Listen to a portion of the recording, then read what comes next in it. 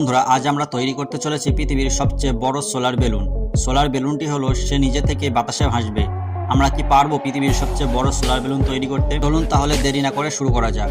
সর্বপ্রথম আমরা একটি কালো পলিথিন নিয়ে নিলাম সোলার বেলুনটি তৈরি করার জন্য। আমরা সবাই জানি যে কালো জিনিসের তাপ শোষণ ক্ষমতা বেশি। সে নিজের মধ্যে সূর্যের তাপ বেশি অ্যাবজর্ব করতে পারবে আর তার ভিতরে থাকা গরম হয়ে হালকা হয়ে যাবে, যার কারণে সে বেলুনটি খুব সহজে বাতাসে ভাসতে থাকবে। সর্বপ্রথম এই বেলুনটির এক ধারে গিট বেঁধে নেব আর অন্য দিক দিয়ে আমরা এই বেলুনটির মধ্যে বাতাস ভরতে থাকব। তো বন্ধুরা, দেখতেই পাচ্ছেন আমরা এই বেলুনটির মধ্যে এখন বাতাস ভরছি।